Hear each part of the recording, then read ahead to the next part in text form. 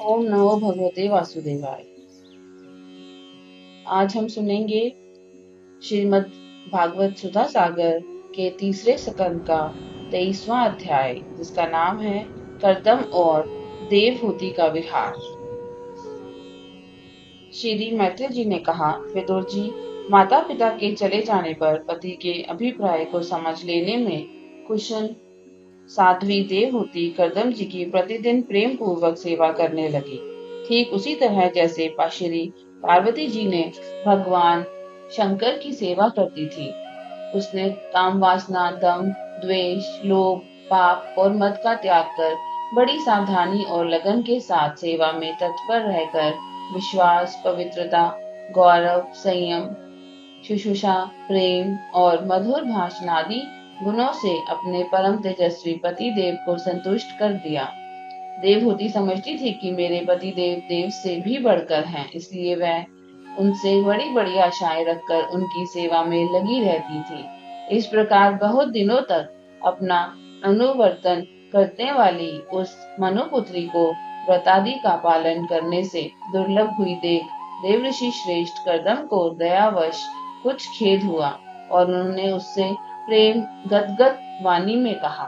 कर्दम जी ने बोले, मनु नंदिनी, तुमने मेरा बड़ा आदर किया है। मैं तुम्हारी उत्तम सेवा और परम भक्ति से बहुत संतुष्ट हूँ।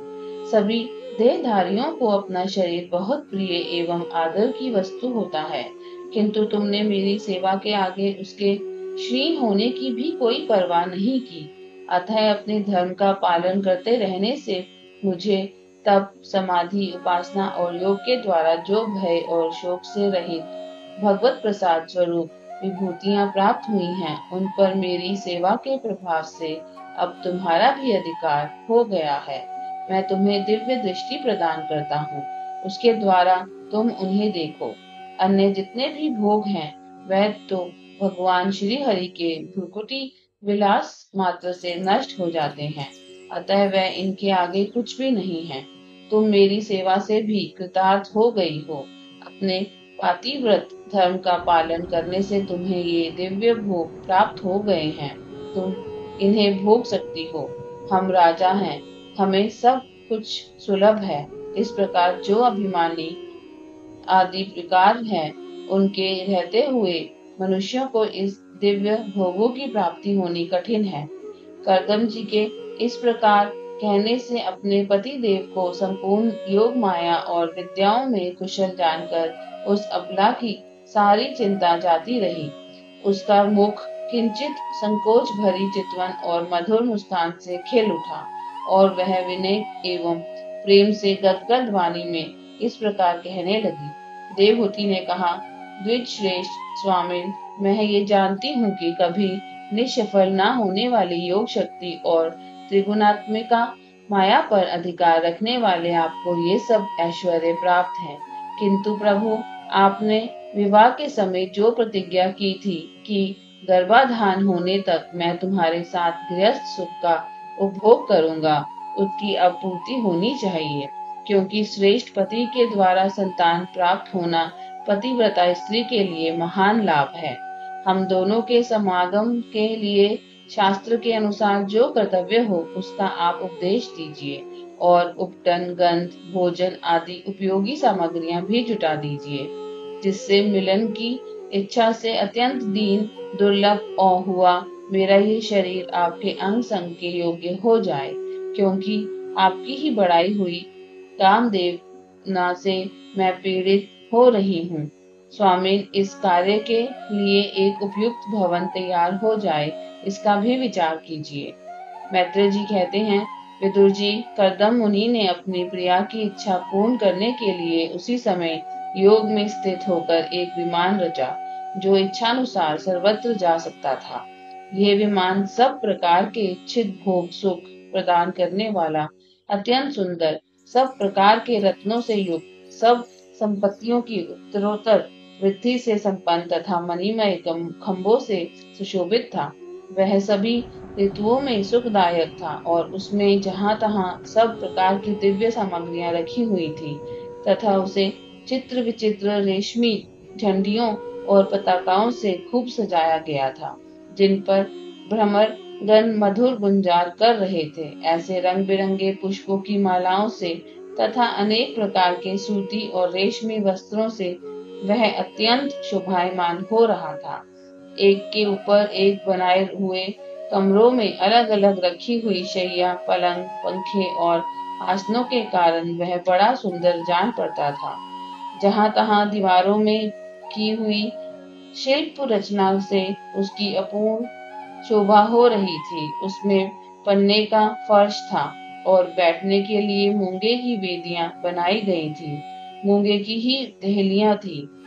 उसके द्वारों में हीरे के किवाड़ थे तथा इंद्रनील मणि के शिखरों पर सोने के कलश रखे हुए थे। उसकी हीरे के दीवारों में बढ़िया लाल जड़े हुए थे, जो ऐसे जान पड़ते थे मानो विमान की आंखें हों, तथा उसे रंग बिरंगे चंदोवे और बहुमूल्य सुनहरी बंधनवारों से सजाया गया था। उस विमान में जहां तहां कृत्रिम हंस और कबूतर आदि पक्षी बनाए गए थे, जो बिल्कुल सजीव से मालूम पड़ते थे। उन्हें अपना सजातीय समझकर बहुत से हंस और कबूतर उनके पास बैठ बैठकर अपनी बोली बोलते थे। उसमें सुविधानुसार क्रीड़ा स्थली, शयन गृह, बैठक, आंगन और चौक आदि बनाए गए थे, जिनके कारण वह विमान स्वयं कदम जी को भी विस्मित सा कर रहा था। ऐसे सुंदर घर को भी जब देवहूति ने बहुत प्रसन्न चित्त से नहीं देखा, तो सबके आंतरिक भाव को परख लेने वाले कदम जी ने स्वयं ही कहा, भीरू, तुम इस बिंदु सरोवर में स्नान करके विमान पर चढ़ जाओ। यह विष्णु भगवान का रचा हुआ तीर्थ मनुष्यों को सभी कामनाओं की प्राप्ति करने वाला है। कमल लोचना देवहूति ने अपने पति की बात मानकर सरस्वती के पवित्र जल से भरे हुए उस सरोवर में प्रवेश किया। उस समय वह बड़ी मैली कुचैली साड़ी पहने हुए थी।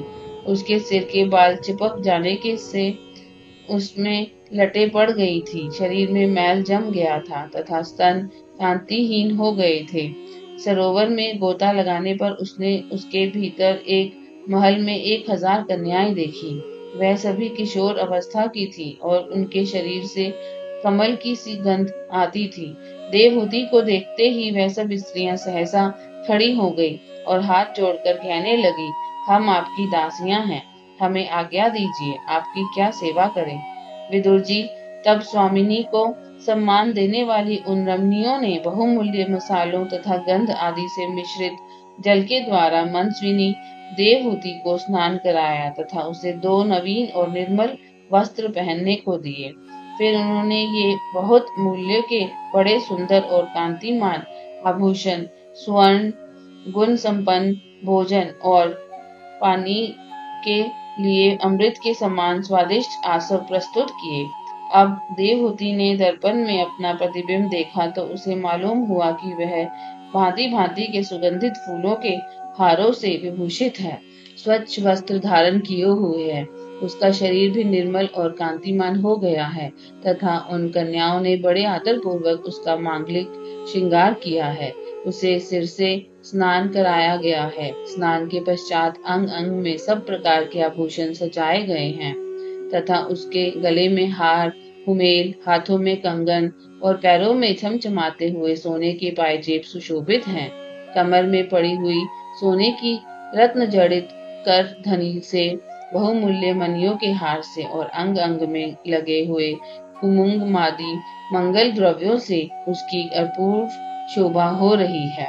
उसका मुख सुंदर दंतावली, मनोहर भौहें, कमल की कली से सर्पथा करने वाले प्रेम कटाक्षमय सुंदर नेत्र और नीली अलकावली से बड़ा ही सुंदर जान पड़ता है।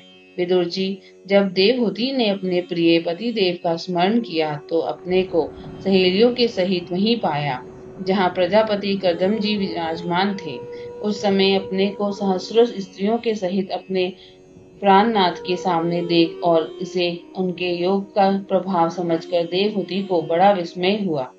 शत्रु विजयी विदुर, जब कर्दम जी ने देखा कि देवहूति का शरीर स्नान करने से अत्यंत निर्मल हो गया है और विवाह काल से पूर्व उसका जैसा रूप था उसी रूप को पाकर वह अपूर्व शोभा से संपन्न हो गई है। उसका सुंदर वक्षस्थल चोली से ढका हुआ है। हजारों विद्याधरियां उसकी सेवा में लगी हुई हैं तथा उसके शरीर पर बढ़िया बढ़िया वस्त्र शोभा पा रहे हैं।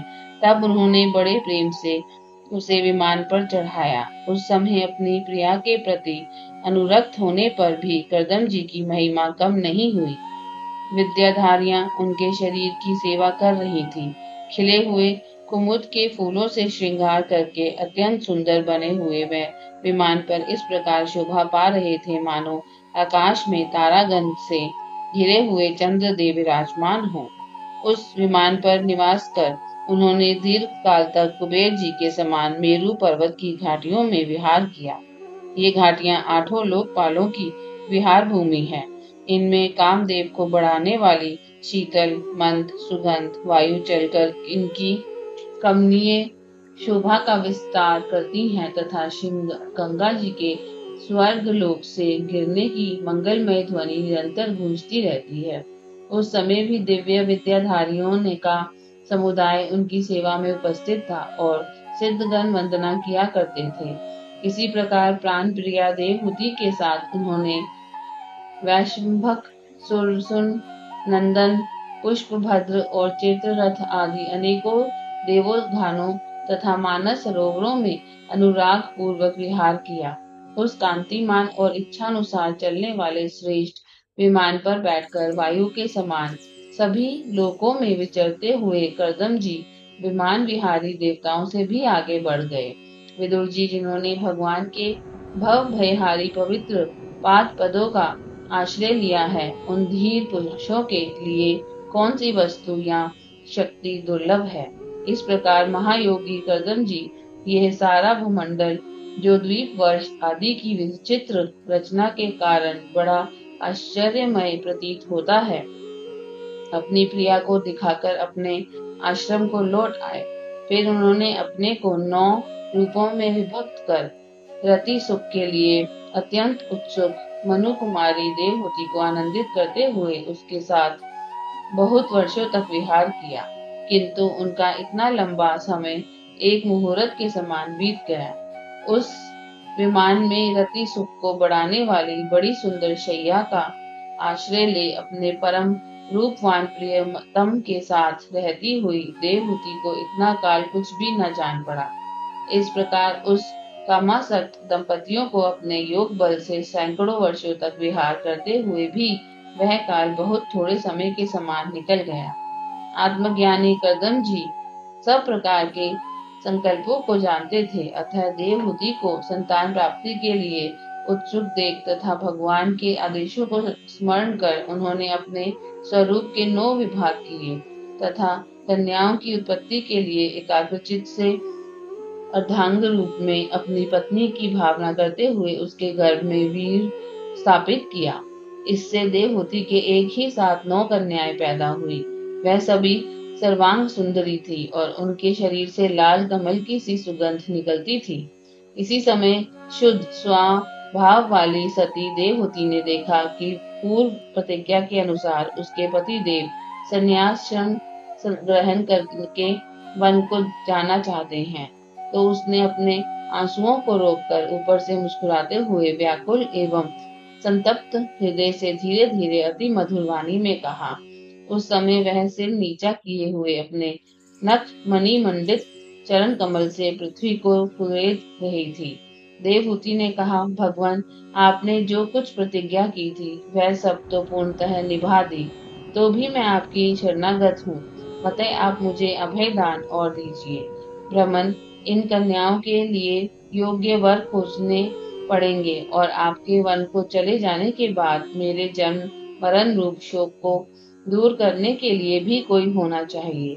प्रभु, अब तक परमात्मा से विमुख रहकर मेरा जो समय इंद्रिय सुख भोगने में बीता है वह तो निरर्थक ही गया।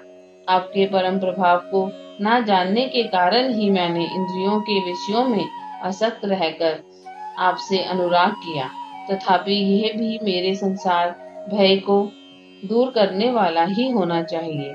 अज्ञानवश असत पुरुषों के साथ किया हुआ जो संग संसार बंधन का कारण होता है, वही सत्पुरुषों के साथ किए जाने पर असंगता प्रदान करता है। संसार में जिस पुरुष के कर्मों से ना तो धर्म का संपादन होता है, ना वैराग्य उत्पन्न होता है और ना भगवान की सेवा ही संपन्न होती है, वह पुरुष जीते ही मुर्दे के समान है। अवश्य ही मैं भगवान की माया से बहुत ठगी गई।